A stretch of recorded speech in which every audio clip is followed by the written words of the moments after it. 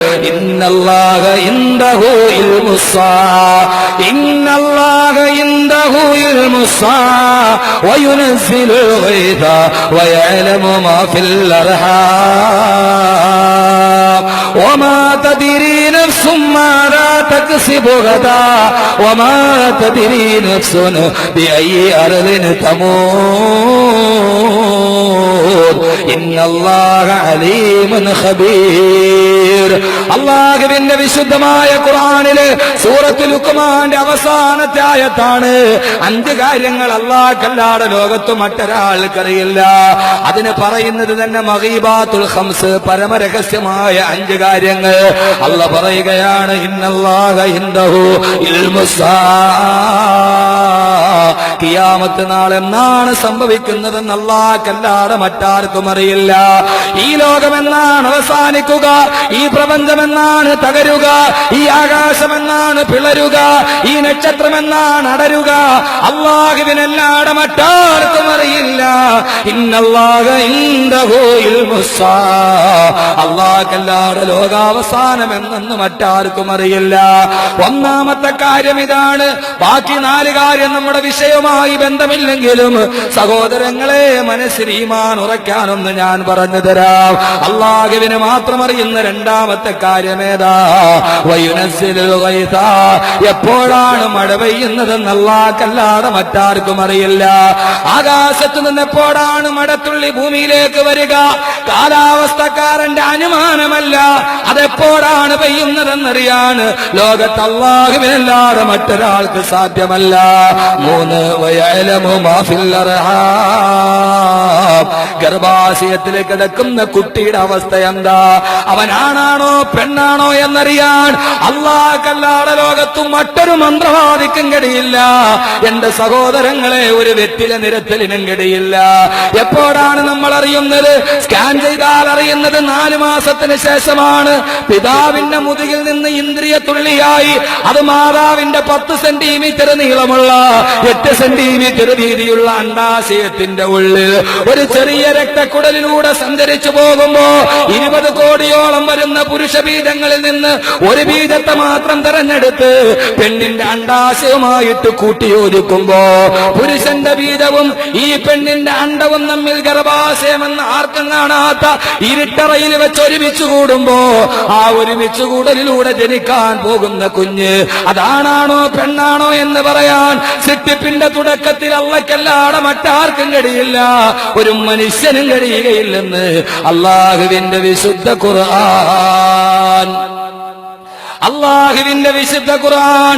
നിനക്കിനി പിറക്കാൻ പോകുന്നതാണാണോ, നിനക്ക് പിറക്കാൻ പോകുന്നത് പെണ്ണാണോ, ഇത് അല്ലാഹുക്കല്ലാതെ മറ്റൊരാൾക്കറിയാമെന്ന് പറഞ്ഞാൽ സഹോദരങ്ങളെ, അത് ഖുർആനീക ദർശനത്തിന് വിരുദ്ധമാണ്. അല്ലാഹ് പറയുന്നു, വയഅലമു മാ ഫിൽ അർഹാം, ഗർഭാശയത്തിൽ കിടക്കുന്ന കുട്ടിയുടെ അവസ്ഥ എന്താന്ന് അല്ലാഹുവിനല്ലാതെ മറ്റാർക്കും അറിയില്ല. 4 വമാ തദ്രി നഫ്സും മാദാ തക്സിബു ഗദാ,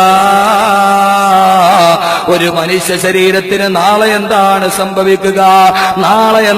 സംഭവിക്കുക, തൊട്ടടുത്ത നിമിഷം ഇന്ന് ഈ കസേരയിൽ ജീവനോടെ ഇരിക്കുന്ന നാം ഈ സദസ്സിൽ നിന്ന് പിരിഞ്ഞു പോകുമോ, അതല്ല ഇവിടെ നിന്ന് ശ്വാസോച്ഛ്വാസം നിലച്ചു പോകുമോ, നമ്മുടെ കുട്ടികളെ നാം കാണുമോ, നാളത്തെ സൂര്യോദയം കാണുമോ, ഒരിക്കൽ കൂടി സൂര്യകിരണങ്ങൾ നമ്മുടെ രോമങ്ങളെ തഴുകി തലോടുമോ, നാളത്തെ പ്രഭാതം നിനക്ക് കാണാൻ കഴിയുമോ, കിടന്നുറങ്ങിയ ഉറക്കറ നിന്റെ മരണശയ്യയാകുമോ, ഇന്നലെ കട്ടിലിൽ കിടന്ന നീ അടുത്ത നിമിഷം സന്തൂക്കിൽ കിടക്കുമോ, പറയാൻ അല്ലാഹുക്കല്ലാതെ മറ്റാർക്കും കഴിയില്ല. വമാ തദ്രീ നഫ്സുൻ മാദാ തക്സിബു ഗദാ, ഒരു ശരീരത്തിന് ഒരു മനുഷ്യന് അടുത്ത നിമിഷം എന്താ സംഭവിക്കുക? സഹോദരങ്ങളെ, നമ്മളല്ലേ കണ്ടത്, നമ്മുടെ നഗരത്തിലല്ലേ കണ്ടത്, പോലീസിന്റെ ഒരു പരിപാടിയുടെ ഭാഗമായി മോക്ക് ഡ്രില്ല് നടക്കുകയാണ്.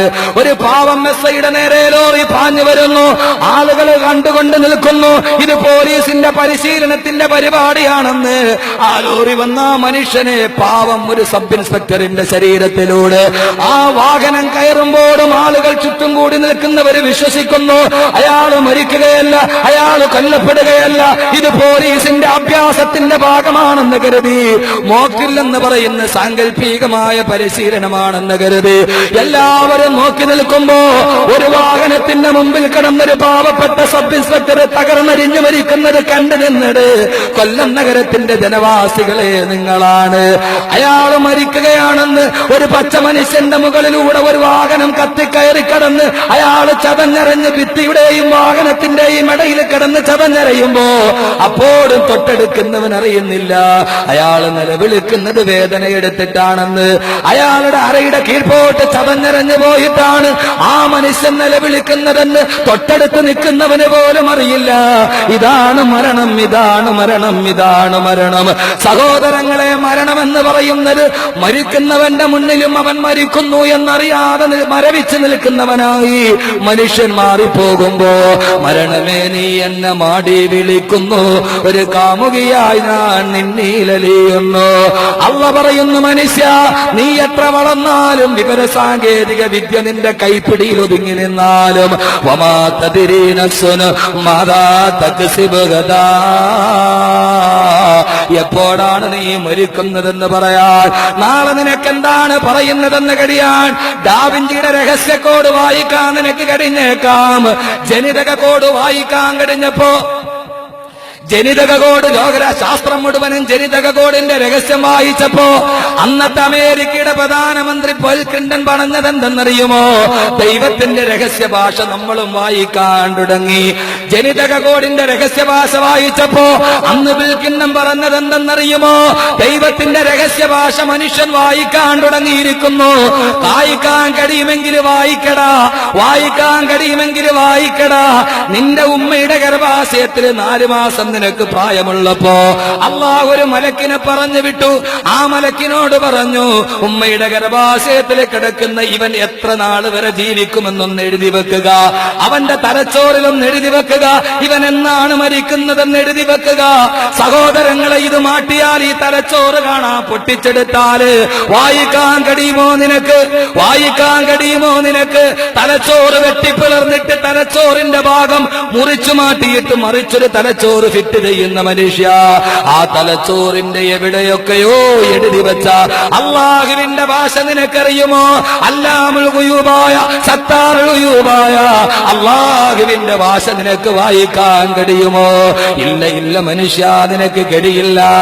വമാ തദ്രീ നഫ്സുൻ മാദാ തക്സിബു ഗദാ,